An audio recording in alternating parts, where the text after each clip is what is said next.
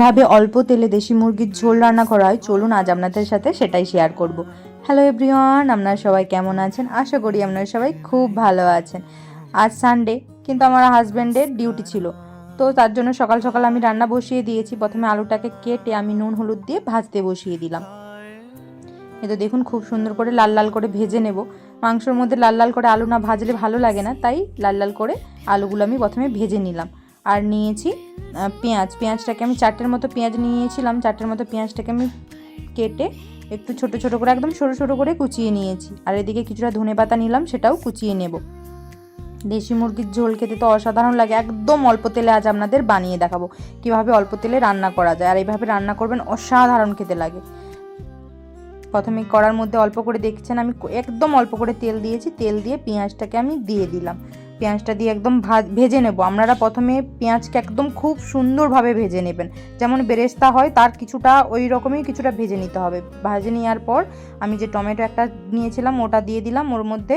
তারপর ওর পরে যে 1 চামচ রসুন বাটা নিয়েছিলাম ওটা দিলাম, আর 1 চামচ আদা বাটা দিয়ে আবার ভালো করে আমি মশলাটাকে কেটে নেব যতক্ষণ না পর্যন্ত তেল ছাড়ছে। তারপর দিয়ে দিলাম 1 ছোটো চামচের 1 চামচ হলুদ গুঁড়ো, 1 চামচ লঙ্কা গুঁড়ো আর 1 চামচ ধনিয়া গুঁড়ো। আমি খুব বেশি দিলাম না, একদম অল্প করে দিলাম, কারণ আমি মাংসটাকে ম্যারিনেট করে রেখেছিলাম লঙ্কা গুঁড়ো, হলুদ গুঁড়ো আর লবণ দিয়ে। এই যে ম্যারিনেট করে রেখে দিয়েছিলাম, তাই আমি বেশি করে দিলাম না মশলা কষার সময়। এই তো দিয়ে আর দিয়েছি 4টা পেঁয়াজ। আপনারা কি জানেন, মাংসর মধ্যে ছোট ছোট করে এইভাবে পেঁয়াজ দিয়ে দিলে খেতে গোটা গোটা খেতে অসাধারণ লাগে। গরম ভাতের সাথে মাখিয়ে খাবেন, দারুণ লাগে। আপনারা একবার ট্রাই করে দেখতে পারেন বাড়িতে।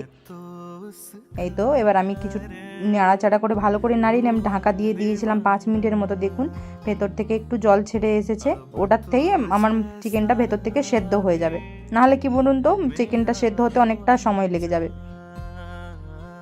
আমি ঢাকা দিয়ে দিয়ে দিয়ে দিয়ে এভাবে মাংসটাকে কষিয়ে নেবো। আমি দেখুন একটুও কোনো জল ব্যবহার করিনি, কারণ জল ব্যবহার করলে মাংস অত সুন্দর খেতে লাগে না, মাংস স্বাদ হারিয়ে যায়।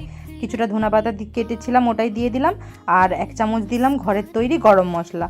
তো দিয়ে কষিয়ে নিয়ে এবার আমি কিছুটা পরিমাণে জল দিয়ে এবার একটু ফুটিয়ে নেব। যেহেতু চিকেন, অবশ্যই আপনাদের দিকে ফুটিয়ে নিতে হবে চিকেন। আমি তাই চিকেনটাকে ফুটিয়ে নিলাম। আপনারা বেশিক্ষণের জন্য ফোটাবেন না, 4 থেকে 5 মিনিটের জন্য ফুটিয়ে নেবেন। দেখুন আমার রেডি দেশি মুরগির ঝোল। কেমন হয়েছে অবশ্যই কমেন্ট করে জানাবেন।